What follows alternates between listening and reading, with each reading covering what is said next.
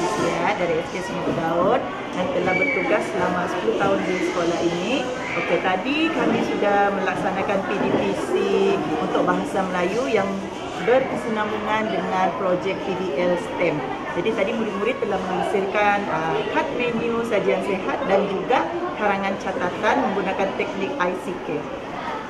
Di mana objektif pembelajaran kita pada hari ini ialah yang pertama, menghasilkan bahan penulisan kreatif berbentuk imajinatif dan deskriptif menggunakan bahasa yang gramatis. Okey, maksud penulisan kreatif itu apa yang kita akan tulis. Okey, jenis karangan. Okey, daripada objektif pembelajaran, kriteria kejayaan yang kita akan capai ada 3. Yang pertama, menghasilkan kad menu sajian sihat. Sebab kamu menu yang akan kamu selesaikan, masalah yang kamu akan selesaikan ialah menyediakan menu sajian sihat. Jadi nak sediakan menu tersebut kena ada kad menu. Okey, yang kedua, menyenaraikan cara-cara menyediakan sajian sihat dalam kad menu. Jadi dalam kad menu kamu sekurang-kurangnya mesti ada maklumat apa? Alisha. Cara penyediaan. Yang paling wajib mesti ada tentang cara-cara penyediaan. Yalah, sebab nak masak kan? Ada di sini yang biasa memasak? Angkat tangan. Siapa biasa memasak? Okey, bagus. Jatuh tangan. Okey, yang biasa memasak mungkin dia biasa tolong mak dia. Dia tahu penggunaan kuali, senduk, sudip dan sebagainya. Okey, kriteria kejayaan yang ketiga ialah menulis karangan catatan tentang cara-cara penyediaan menu sajian sihat. Jadi apa penulisan kreatif yang kita akan hasilkan hari ini? Siapa tahu? Karangan apa? Karangan catatan. Macam mana kamu tahu karangan catatan? Macam mana kamu tahu? Okey, di sini dalam kriteria kejayaan yang cikgu tulis adalah karangan catatan. Sebenarnya karangan deskriptif itu ada macam-macam. Cerita, karangan penghalan, tapi hari ini kita pilih untuk menulis karangan catatan. Okey, jadi itu adalah objektif dan juga kriteria kejayaan yang kita akan capai pada PDPC kita hari ini. Tapi sebelum kita pergi ke sesi yang seterusnya, cikgu ada satu kotak misteri berwarna apa nih? Merah. Berwarna merah. Okey, siapa sukarela datang ke depan? Coba dalamnya ada ketam. Dalamnya ada sotong. Siapa sukarela? Okey, yang sini yang cikgu nampak ada yang senyum-senyum. Sini yang cuba tekan dulu yang datang ke depan. Datang ya. Okey. Rasa, cuba rasa. Jangan keluarkan dulu. Okey, cuba rasa. Dia takut dalamnya ada ketam. Okey ya. Jangan risau, tak makan. Okey, rasanya apa? Bawang, pasti. Okey, cuba ambil satu. Apa nih? Bawang. Okey, terima kasih yang bawang. Apa kaitan dengan tajuk kita hari ini? Salah satu bahan yang digunakan untuk masak. Kalau kita masak nasi goreng, perlu bawang? Perlu. Okey, satu bawang. Okey, yang kedua siapa nak cuba? Jangan risau, dia ada ketam. Siapa nak cuba? Okey, Afiq silakan.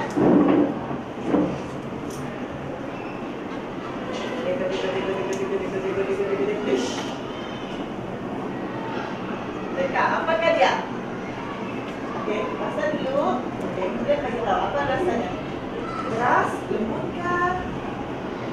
Lembut. Okey, cuba ambil semula. Ada apa yang lembut tu? Tak pasti. Okey, ambil keluar dah. Apa tu? Tomato. Okey, terima kasih. Tomato. Ada tak kumpulan di sini yang menggunakan tomato untuk bahan masakan? Ada. Okey, kamu apa menu saja yang kamu akan sediakan? Sandwich. Okey, jadi salah satu bahan yang digunakan adalah sandwich. Jadi ini mungkin adalah sebahagian daripada bahan-bahan yang kamu akan gunakan semasa kamu memasak. Tapi hari ini kita bukan memasak sebab ini kelas bahasa Melayu. Jadi hari ini kriteria kejayaan yang kita akan capai yang pertama adalah menyediakan kad menu. Ada macam mana rupa kad menu ni? Berbentuk apa?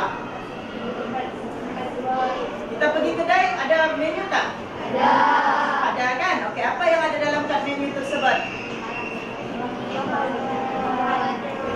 Harga, lagi nama makanan kan, apa yang kamu ingin pesan. Tapi hari ini kita bukan nak buat seperti kad menu yang di restoran.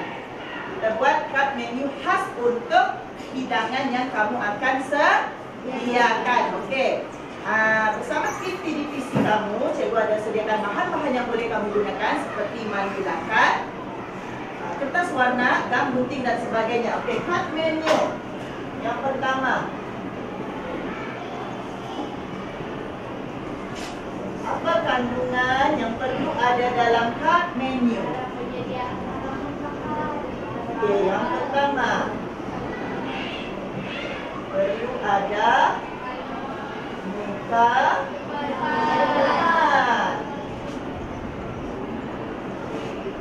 dan satu, apa menu yang kamu sediakan?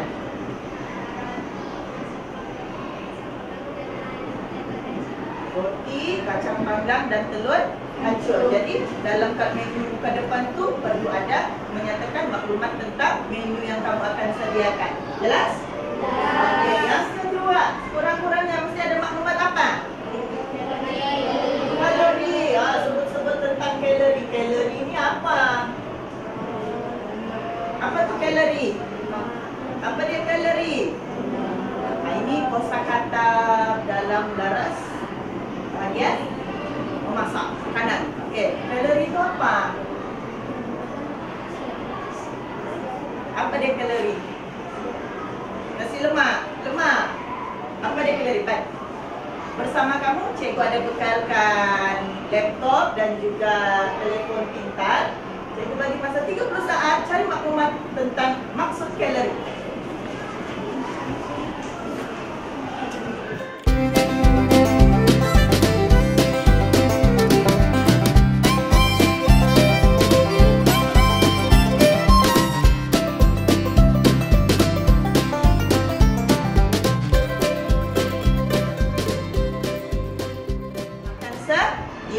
Okey.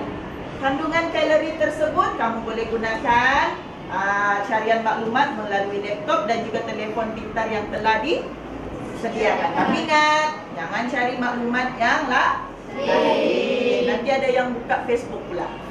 Okey, yang ketiga, nyatakan juga bahan. Apa bahan yang kamu gunakan untuk memasak. Okey, dan yang keempat, sediakan juga tentang cara-cara penyediaan dari A sampailah Z. A dia agak-agak mula-mula masak kena buat apa?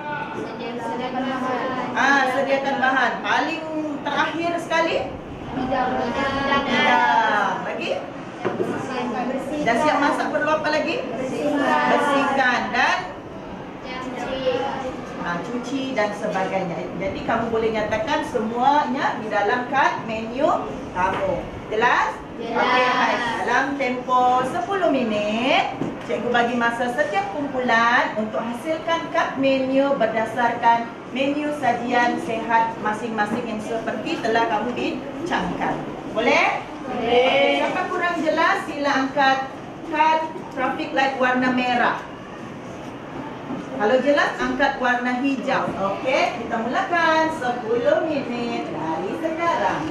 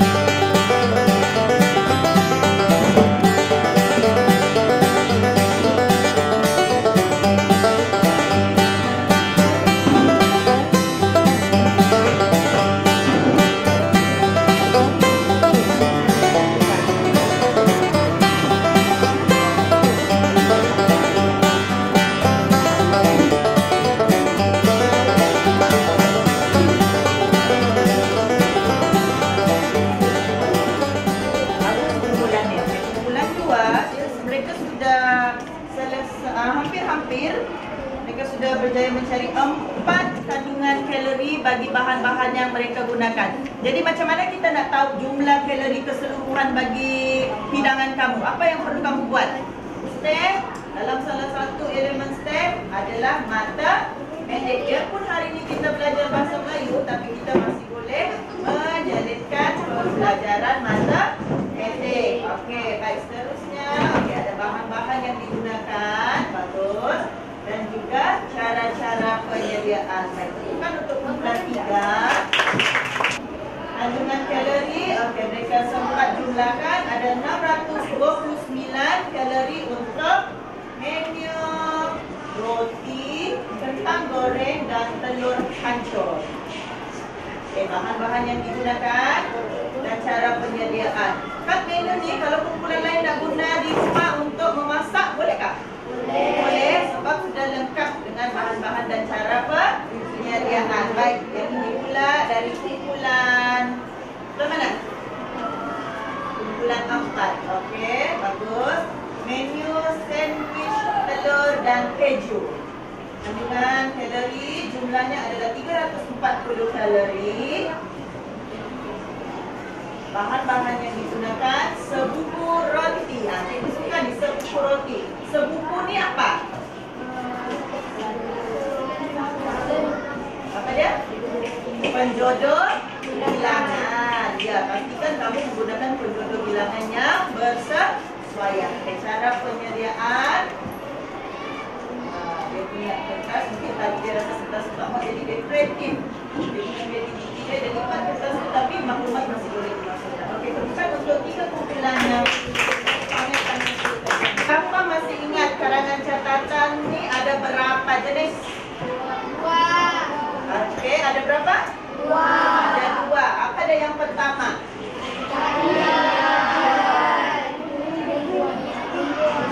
Catatan harian dan juga mingguan. Okey, karangan catatan harian sekurang-kurangnya berlaku dalam tempoh sehari.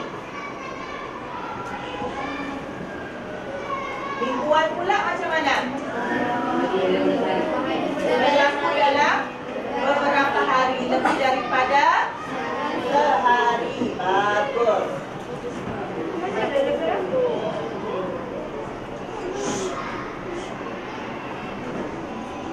Baik, karangan catatan merupakan karangan berformat. Kenapa cikgu kata berformat? Mesti ada apa? Mesti ada masa.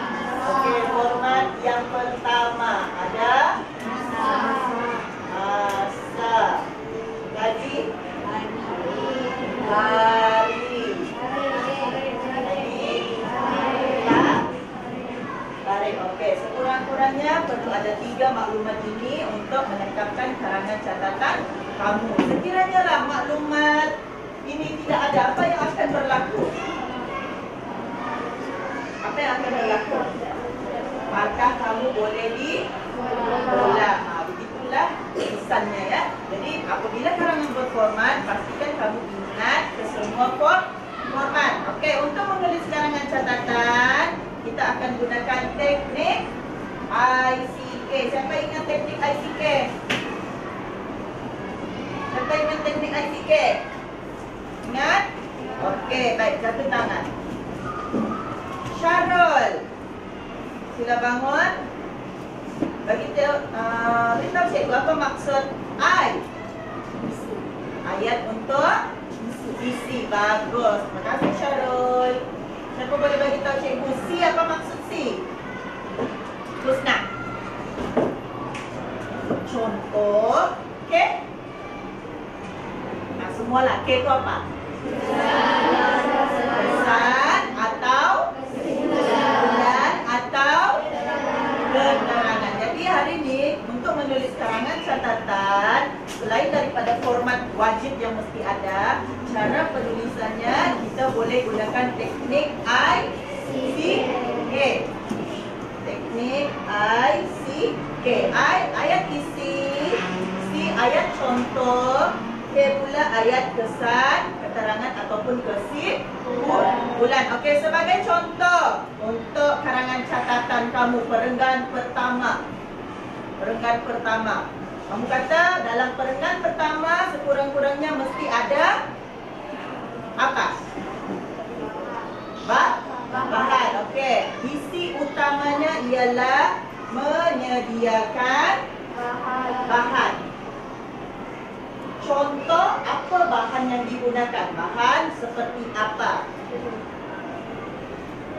Kesimpulan sajian itu adalah untuk sarapan. Okey, ini kerangka. Contoh ayat isi yang pertama. Tepat jam 8 pagi kami menyediakan bahan untuk memasak nasi goreng kampung. Okey, contoh. Jadi ini sediakan bahan. Kita tukar kepada ayat yang lebih dramatis di sini. Jadi kamu sediakan bahan tersebut. Okey, ayat contoh. Apa contoh perlakuan ataupun perbuatan yang boleh dikaitkan? Seperti di sini, bahan dan juga seperti apa? Contoh ayat, bahan yang diperlukan adalah seperti nasi putih, 2 biji telur ayam, bawang, sayur, minyak dan bilis goreng. Ini ayat apa? Ayat apa?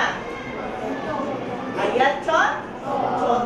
Bagus. Jadi sebagai kesimpulan dia, oleh itu nasi goreng yang istimewa boleh disajikan untuk sarapan.